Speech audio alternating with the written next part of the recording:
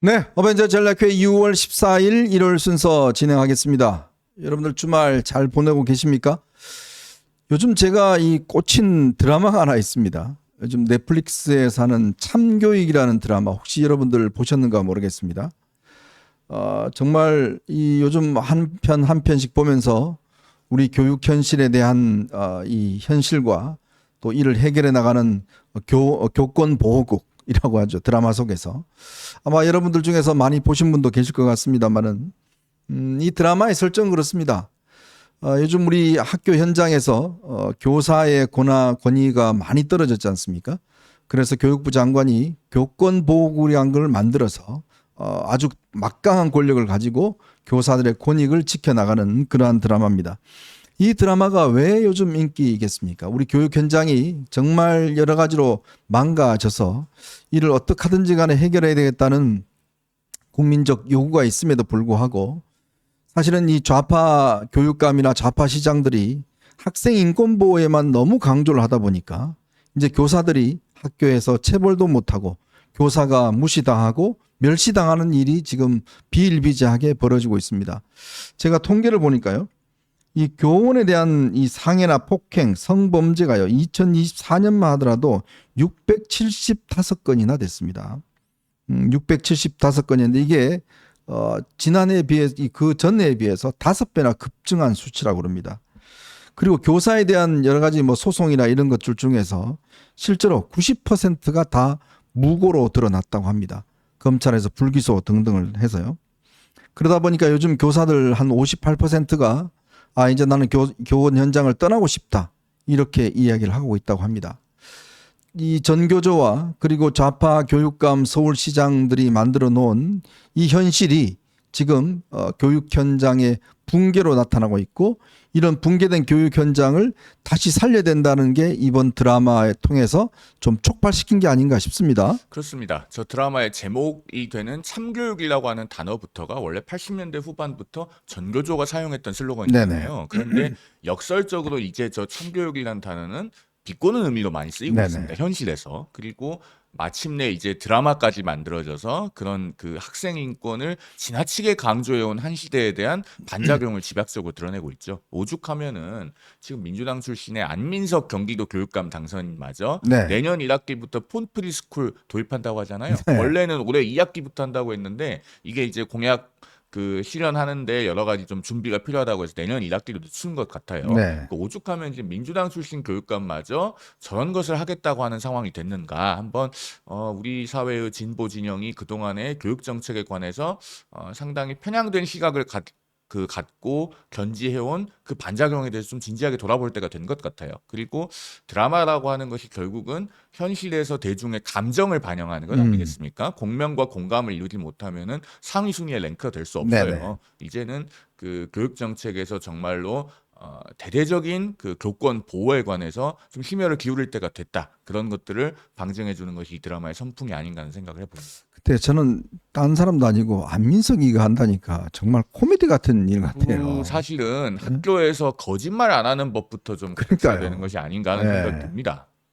정말 저렇게 거짓말을 밥 먹듯이 했던 사람, 거짓말로 인해서 또 재판을 받았던 사람, 뭐 이 최순실 씨가 뭐 몇 조 원을 갖다가 이 독일에 숨겨놨다는지 뭐 그런 식으로 했다가 결국 됐는데 참 저렇게 시류에 편승하는 저런 사람이 경기도 교육감이 됐다는 것 자체도 참 황당한 일이고 바로 잽싸게 또 이거를 이슈를 자기가 뭐 선점하기 위해서 학교에 휴대폰을 가지고 오지 못하게 하겠다 이렇게 이야기를 하니까 참 기가 막힙니다.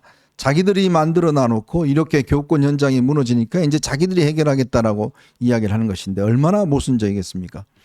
근데 정말 우리 교사분들이 이 드라마를 보시면서 많은 분들이 눈물을 흘리신다고 그래요.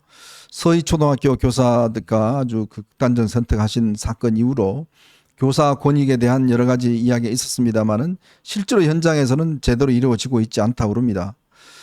정말 저희가 어렸을 때 물론 그때와 뭐 지금 상황은 다르겠지만 그래도 교사는 교사답게 학생은 학생답게 그렇게 해왔던 게 바로 저는 교육의 본질이라고 보는데 그러다 보니까 요즘은요 고1생들이 이 뭐 수능 이런 것 때문에 내신 때문에 한 10,000명 이상이 그만둔대요.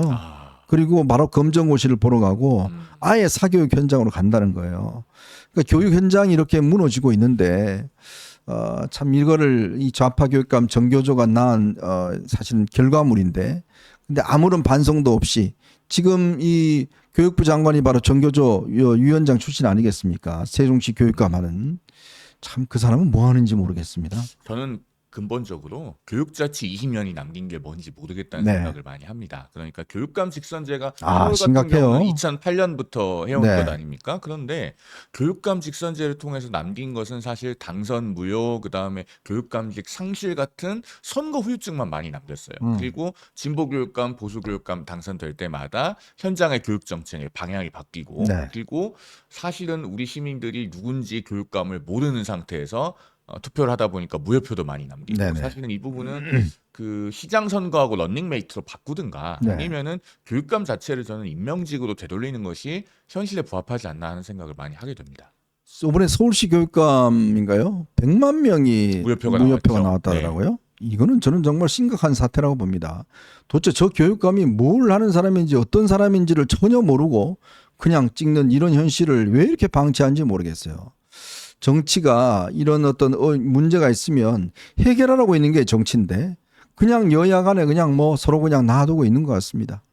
그러다 보니까 저는 저질스러운 자들이 이제는 교육을 책임지겠다고 나오고 있는 게 바로 현실입니다. 참 경기도에서 자녀를 키우시는 분들 그래서 뭐 딴 데도 저는 비슷하게 봅니다만은 좀 너무 참 안타깝다는 생각이 많이 듭니다. 정말 정치가 제 기능을 못하다 보니까 이런 황당한 일들이 거듭 벌어지고 있고 드라마를 통해서 카타르시스를 느껴야 되는 이런 현실이 느끼고 있습니다. 제발 드라마 대신에 현실에서 뭔가 좀 개선되는 그런 움직임이 있었으면 하겠다는 생각이 듭니다. 참 그래도 이제 한동훈 의원이 국회에 가서 이런저런 지금 이 벌써부터 일을 열심히 하고 있는데요. 일말의 기대를 가져봅니다. 정말 우리 한동훈 의원을 비롯해서 친한계 의원들이 적극적으로 이 문제에 대해서 좀 해결점을 찾아줘야 되지 않을까. 우리 또 정성국 의원이 또 저 교총 출신이잖아요. 교사 교사 출신이고 예. 네, 그런 기대를 좀 해보도록 하겠습니다. 자, 저희는 오늘요 여러분들과 세 가지 이슈를 가지고 이야기를 좀 해보겠습니다.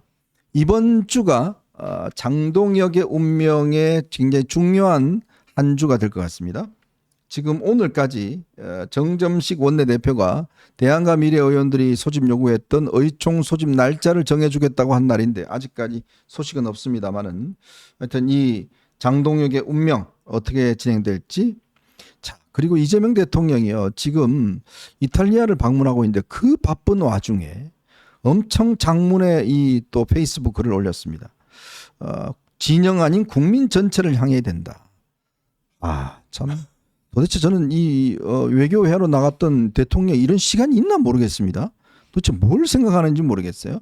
자, 이 이야기와 함께 최근에 친한계 의원들을 상대로 하는 이 극우 유튜버와 극우 언론들의 공세가 간단치 않게 벌어지고 있는 것 같습니다. 최근에 배현진, 박정훈 의원에게 대한 이 공격 이게 다 허위 사실로 드러났는데요. 자, 이런 것들을 대해서 한번 지적을 해야 될 것 같습니다. 자, 여러분 보시면서요 구독과 좋아요 알림 꼭 부탁드리고 많은 응원 부탁드리도록 하겠습니다. 저희는 첫 번째 이슈로 한번 넘어가 보겠습니다.